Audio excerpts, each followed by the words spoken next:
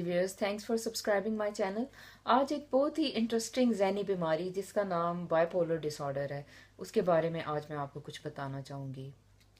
जी, bipolar disorder जो है वो एक दिलचस्प सा जो है वो मेंटल डिसऑर्डर है, जिसे मूड डिसऑर्डर भी कहते हैं।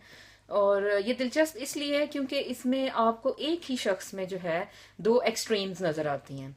यानी एक तरफ उसकी जो एक फेज आपको नज़र आती है उसे आप कहते हो डिप्रेसिव फेज, यानी डिप्रेशन। अच्छा, दूसरी तरफ उसकी एक और ही फेज उसी शख्स में आपको नज़र आती है जिसे आप कहते हो जुनून की फेज या मैनिक फेज उसे आप कहते हो। इसका ये मतलब है कि एक ही शख्स जो है वो कभी डिप्रेशन की फेज में होता है, यानी वो कभी बिल्कुल आपको डिप्रेस नजर आता है, डिप्रेशन का शिकार नजर आता है। अच्छा, इसके बिल्कुल बरक्स उसके अंदर जो है एक हैप्पीनेस की फेज भी आपको देखने में मिलती है, जिसे आप मैनिक फेज कहते हो। और उस जो फेज में है वो बंदा बहुत ज्यादा खुश और बहुत ज्यादा फुल ऑफ एनर्जी नजर आता है। तो यानी आप ये देख सकते हैं कि ये टू एक्सट्रीम्स हैं जो कि एक ही शख्स में जो है ना आपको एट द सेम टाइम देखने में मिलती हैं। यानी जैसे अगर आप इमेजिन करें कि ये एक इंसान है, यानी ये जो बॉल है ये एक इंसान है। अच्छा जी, तो ये अब आपको ये अभी हैप्पी नजर आ रहा है, ठीक है।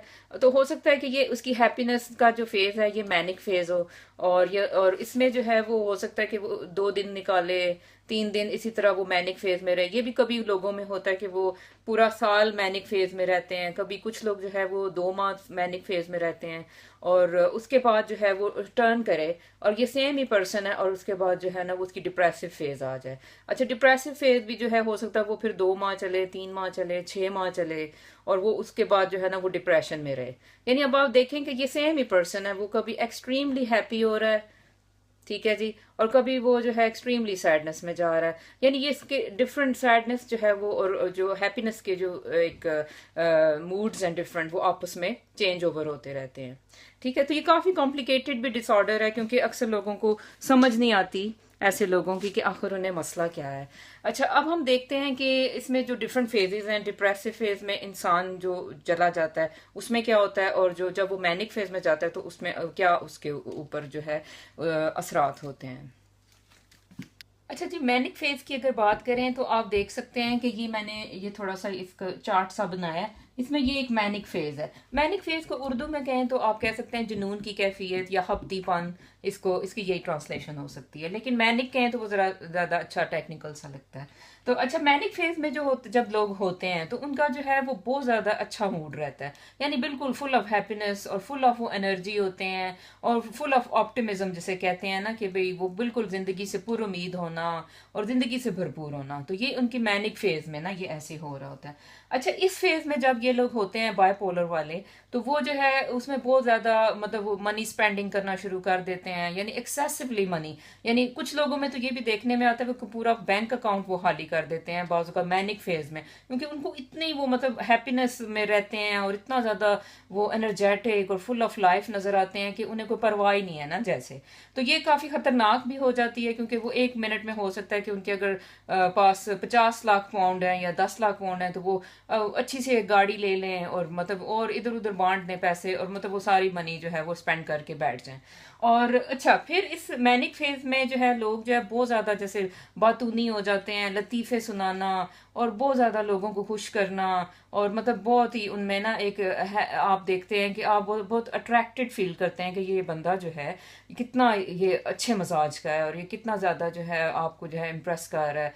मतलब वो अच्छा, इसी फेज में मैनिक फेज में इंटरेस्टिंगली मैं आपको बताऊं कि कुछ लोग जो है उनके बहुत ज्यादा लव अफेयर्स होना शुरू हो जाते हैं। अच्छा, जो सिंगल लड़के हैं या लड़कियां भी हो सकती हैं, उनके भी बहुत ज्यादा मल्टीपल लव अफेयर्स, ठीक है, वो इतने ज्यादा जो है ना वो एनर्जाइज नजर आते हैं और वाइब्रेंट, के जो है ना वो मल्टीपल लव अफेयर्स में चले जाते हैं। अच्छा, अगर जो शादीशुदा मर्द हैं उनमें भी ये चीज देखने में आती है, उनके भी जो है लव अफेयर्स देखने को मिलते हैं। एकदम से उनके जो है वो मतलब खवातीन के फोन आना शुरू हो गए, मैसेजेस आना शुरू हो गए। तो वो जो है इस वक्त जो होते हैं ना वो मैनिक फेज में चल रहे होते हैं ऐसे लोग, ठीक है। तो अच्छा, इसके अलावा जब इनमें ये मैनिक फेज होती है तो इसको थोड़ा सा एक्सप्लेन करूं कि इनमें जो है ना वो ग्रैंडियोस आ जाती है। जैसे उनको लगता है कि वो कोई बहुत खास पर्सन है, जैसे वो उनको लगता है कि बस जी वो उनके उनको कोई खुदा के मैसेजेस आ रहे हैं, उनके अंदर कोई स्पिरिचुअल पावर्स आ चुकी हैं, और उनके अंदर या कोई अल्लाह ने उनको किसी खास मिशन पे भेजा हुआ है, या कोई बहुत ही वो बहुत कोई टैलेंटेड एक्सेसिवली इंटेलेक्चुअल पर्सन है। तो ये फेज भी जो है ना वो आपको इन इन लोगों में जब मैनिक फेज आती है तो ऐसी ये बातें करना शुरू कर देते हैं। अच्छा, इसके अलावा बहुत मतलब वादे कर देने और बहुत लाइफ से भरपूर नजर आना। जैसे अब कोई आदमी है जिसकी मतलब वाइफ भी है, तो वाइफ्स ये देख सकती हैं कि जैसे ऐसे आदमी जो हैं वो जैसे कहना शुरू हो जाएंगे, अच्छा मैं बस अब फैक्ट्री बनाने वाला हूँ, अच्छा अब मैं एक नई गाड़ी मैं तुम्हें लेके देने वाला हूँ, यानी वो एक्सेसिवली, और वो बहुत खुश हो जाती हैं कि अच्छा ये सब होने वाला है। तो लेकिन ये बात ये होती है कि ये जो है ये उनकी मैनिक फेज चल रही होती है। तो वो उस मैनिक फेज में जो किए हुए वादे हैं वो कभी जो है वो बरकरार नहीं रह पाते, और क्योंकि उसके बाद जब वो डिप्रेसिव फेज में चले जाते हैं तो वो बिल्कुल उसके बरक्स नजर आते हैं। अच्छा, इसमें यह भी होता है कि बहुत सी खवातीन ऐसे मर्दों से मैनिक फेज में जब शादियां कर लेती हैं, उनको लगता है कि बस ये फुल ऑफ लाइफ है, फुल ऑफ एनर्जी है, बहुत खास पर्सन है, ठीक है। और क्योंकि वो ज़ाहिर बड़ी बड़ी बातें करते हैं मुतासर कुन सी, तो वो फिर जो है ख़वातीन जो हैं वो उनकी तरफ अट्रैक्ट हो जाती हैं।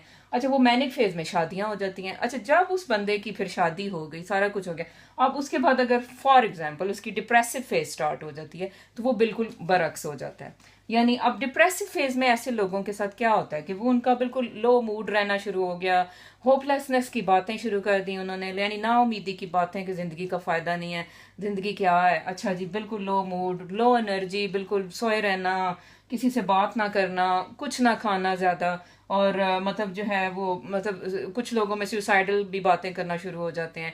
तो अब आप देखें कि मतलब ये बिल्कुल बरक्स है, यानी पहले वो किस कदर वो vibrant full of energy manic phase में नजर आ रहे थे, अच्छा जो ही वो डिप्रेशन वाली फेज में गए तो वो जो है उन्होंने जो है ऐसे करना शुरू कर दिया, मतलब बिल्कुल वो ऑपोजिट हो गए, फ्लिप हो गए, ठीक है।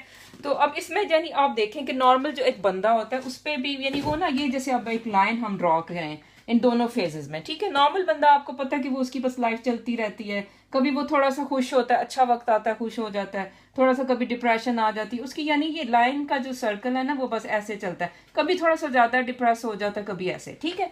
ये नॉर्मल पर्सन है। अच्छा, तो जो मैनिक डिप्रेसिव पीपल हैं या जो बाइपोलर पीपल हैं उनके साथ क्या होता है, वो पहले एक्सट्रीम मैनिक फेज में चले जाते हैं, ठीक है जी। अच्छा, फिर वो एक्सट्रीम डिप्रेशन में, एक्सट्रीम, ये ऐसे दो एक्सट्रीम्स ना वो दिखाते रहते हैं और उनके साथ ये चलती रहती हैं।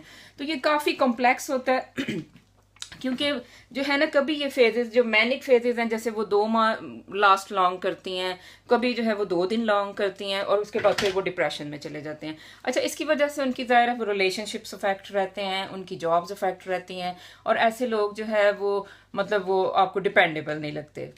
अच्छा जी, बायपोलर की अगर ट्रीटमेंट की बात करते हैं तो इसमें यह है कि काफ़ी कॉम्प्लेक्स हो जाता है, क्योंकि अक्सर लोग अपने आप को बीमार ही तस्वर नहीं करते। जिनको भी बायपोलर होता है वो कहते हैं कि मैं बिल्कुल ठीक हूँ, मुझे कोई मसला नहीं है, और ना मुझे किसी ट्रीटमेंट की ज़रूरत है, और मैं बिल्कुल ठीक हूँ, ठीक है। यानी उनको अपने प्रॉब्लम की इंसाइट ही नहीं होती, बेशक उनके आगे पीछे वाले लोग कह रहे हो कि नहीं जी आपको मसला है, आपको कोई प्रॉब्लम है इस तरह से ना, लेकिन वो उनको अपना प्रॉब्लम लगता नहीं है। अच्छा, वैसे अगर मतलब जैसे ट्रीटमेंट की या ड्रग थेरेपी की बात करें तो इसके लिए एक ही ड्रग है जिसको आप कहते हो लिथियम है। इसके अलावा भी डिफरेंट ट्रायल जो है दिए जाते हैं, लेकिन लिथियम ज्यादातर फेमस है और वो दी जाती है। अच्छा, इसमें अगर अब लड़कियां बाइपोलर हैं तो उनके लिए काफी थोड़ा परेशानी की बात है, क्योंकि लिथियम जो होती है वो जो है वो फीटोटॉक्सिक उसे कहते हैं ना, यानी जो आपके बच्चा है, अगर आप प्रेग्नेंट हैं तो आपके बेबी को जो है माँ के पेट में है तो वो उसको वो नुकसान पहुंचा सकती है। इसलिए जो है लड़कियों के लिए थोड़ा सा ये डिसऑर्डर ज़्यादा बुरा है, क्योंकि जो है इसमें ये डिफरेंट फेजेस चली जाती हैं और उन्हें एक बहुत ज़्यादा सपोर्टिव पार्टनर की ज़रूरत होती है अगर कोई लड़कियां बायपोलर हैं, क्योंकि ज़ाहिर है उन्होंने बच्चे भी मतलब पैदा भी करने हैं, उसके अलावा बच्चों को पालना भी है, उनकी केयर करना सारा कुछ। तो या तो फिर यह है कि आप फैमिली प्लानिंग करें, बेबीज ही ना करें, तो या फिर यह है कि एक बेबी करें, और फिर यह है कि लेकिन आपको बहुत ज़्यादा सपोर्टिव पार्टनर की ज़रूरत होती है। तो ये आज छोटी सी टॉक थी, आई होप आपने लाइक की, and thanks for subscribing, thank you so much.